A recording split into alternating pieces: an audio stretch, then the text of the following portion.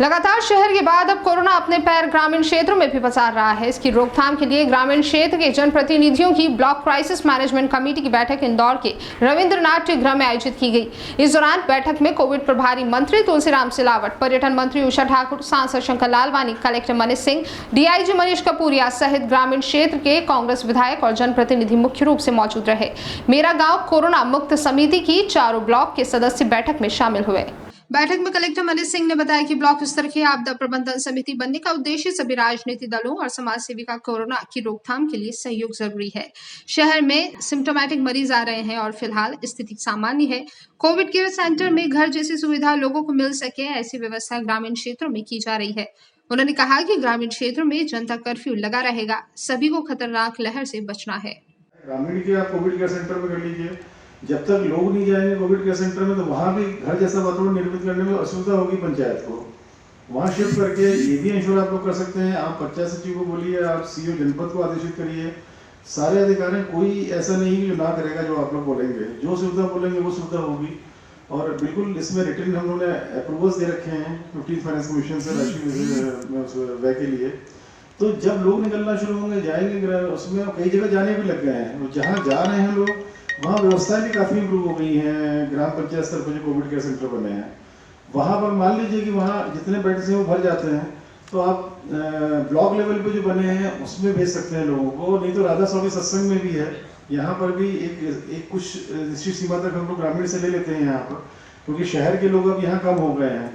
तो ज़्यादातर हम लोग ग्रामीण से ही लोग ले रहे हैं राधा स्वामी सत्संग में। अगर बहुत ही अच्छी व्यवस्था चाहिए आप लोगों को, घर जैसा और अच्छा 8 अस्पताल के मेडिकल सुपरविजन में पेशेंट्स हैं यहाँ पर, तो यहाँ भेज सकते हैं आप। तो एक घर से निकालना संभावित पेशेंट्स को जो टाइफाइड के नाम पे घर पे हैं, या जो पॉजिटिव पेशेंट्स हैं, ये बोल के कि हमारा घर बड़ा है और हमें वो कर रहने दीजिए घर पे, वही सबसे खतरा होता है। ये आप भी स्वीकार करेंगे, घर में रह के कोई भी कोविड का पालन नहीं कर रहा है, घर के अंदर भी घूम रहे हैं, गाँव के बाहर भी घूम रहे हैं। ये नगर पंचायत स्तर की बात भी, गाँव की बात भी है। उनको आइसोलेट करना बहुत जरूरी है। तो वो लोग सडनली अगर 20 लोगों को संक्रमित करेंगे, हो सकता है 20 में से 15 लोग एसिम्प्टोमेटिक रहे, उनके लक्षण ही नहीं आए, उनपे पता नहीं चले कि इन पे कोविड आके चला गया, पर 5 लोगों को तकलीफ दे जाएगा। जब ये संख्या बढ़ती है, क्योंकि संक्रमित बहुत ही है, एक साथ बहुतों को इन्फेक्ट करता है ये वाला वायरस। इसी कारण एक एक गाँव में इतना ज्यादा माहौल क्रिएट हो सकता है कि। वहीं मंत्री तुलसीराम सिलावट ने बताया कि पिछले कोरोना से ज्यादा घातक इस बार की कोरोना की दूसरी लहर है। ऐसी आपदा कभी ग्रामीण में नहीं देखी गई। इस आपदा को कैसे काबू करें, इसके लिए ब्लॉक, नगर, ग्राम पंचायत स्तर पर काम किया जा रहा है।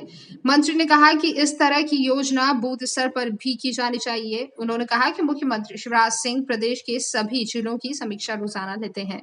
आपदा कमेटी की बैठक थी, सभी विचारधारा के, सभी समाज के वरिष्ठ, समाज सेवी, इन सब से इस संकट से, इस आपदा से, इस कोविड से हम कैसे लड़ें। मध्य प्रदेश के मुख्यमंत्री का संकल्प है कि बूथ स्तर पर एक जागरूकता, समन्वय और सामंजस्य बिठाया जाए। बूथ से हटे तो पंचायत, पंचायत से आए तो ब्लॉक, ब्लॉक से आए तो जिला पर। ये आपदा कमेटी का ये काम है। ये संकट बड़ा है, क्योंकि जब तक सरकार अपना काम कर रही है, सम्मानीय मुख्यमंत्री 24 घंटे अपना काम कर रहे हैं, पर एक सरकार का एक संकल्प है, संकल्प एक विचारधारा है, एक उनका सोच है, उनका चिंतन है कि जब तक जन सहयोग और समाज का हर तबका, समाज का हर वर्ग जब तक सहयोग नहीं करेगा, कि इस कोरोना की, इस कोविड की चेन हम नहीं तोड़ पाएंगे। क्योंकि हमारा राष्ट्र, हमारा मध्य प्रदेश 70% ग्रामीण अंचलों में बसता है। प्रशासन के प्रयास को अच्छा बताते हुए कांग्रेस विधायक जीतू पटवारी ने कहा कि ऐसी बीमारी में मानव को मानव की रक्षा के लिए लड़ना पड़ता है। तारीफ करने के बाद जीतू पटवारी ने प्रशासन को घेरते हुए कहा कि टेस्टिंग कम हो रही है, जिस दिशा में जाना चाहिए उसमें कमी है। जीतू पटवारी ने अपनी पार्टियों में नेताओं से भी अनुरोध किया है कि सभी मिलकर लड़ें।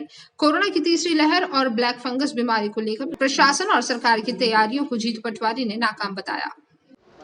प्रशासन का एक अच्छा प्रयास है।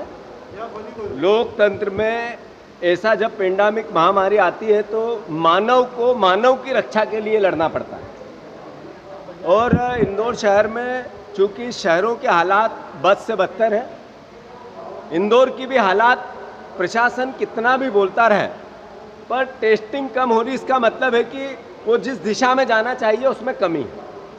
पर राजनीतिक कार्यकर्ता होने के नाते, मैं जीतू पटवारी, राजनीतिक कार्यकर्ता होने के नाते मेरी पार्टी के कार्यकर्ता, उनका भी दायित्व है कि अब हम सब मिल के लड़ें। हम इस देश को इस महामारी से कैसे निजात मिले, इसमें प्रशासन का सहयोग करें।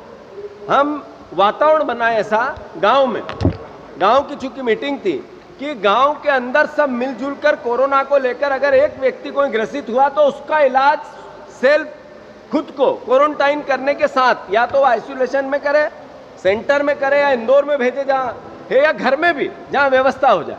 ये एक पहल अच्छी है, सकारात्मक है, इसका मैं स्वागत करता हूँ। कांग्रेस स्वागत करती है। जैसा कि तीसरी लहर आनी है, बच्चों पे अटैक करना है, फंगस आ रहा है, उसको लेकर प्रिपरेशन करनी है, उसमें प्रशासन के प्रयास, सरकार के प्रयास कम दिखते हैं, गौण दिखते हैं।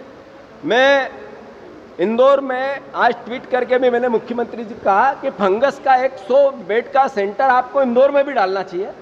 जब ज़्यादा मरीज हो जाएंगे तब डालेंगे तो ठीक नहीं। इंदौर जैसा शहर जो 30-40% मध्य प्रदेश को कवर करता है, यहाँ पर एक ऐसा फंगस का अलग से सेंटर 100 बेड का जो केवल पर्टिकुलर फंगस के मरीजों के लिए हो। इंदौर में टेस्ट बढ़ाया जाए, ग्रामीण क्षेत्र में टेस्ट बढ़ाए जाए, वैक्सीनेशन का प्रोग्राम बढ़ाया जाए, उस पर प्रशासन का वो जोर नहीं है। तो ये कमियां हैं जो आपके माध्यम से, ट्विटर के माध्यम से, पत्र के माध्यम से, बातों के माध्यम से हम करते रहते हैं। पर यह भी जरूरी है कि इस तरह का आयोजन ईमानदारी से अगर होगा तो सब मिलकर लड़ेंगे तो हम जीतेंगे। हाँ बताओ। बहरहाल बैठक में कांग्रेस और भाजपा दोनों पार्टियों के नेता उपस्थित रहे।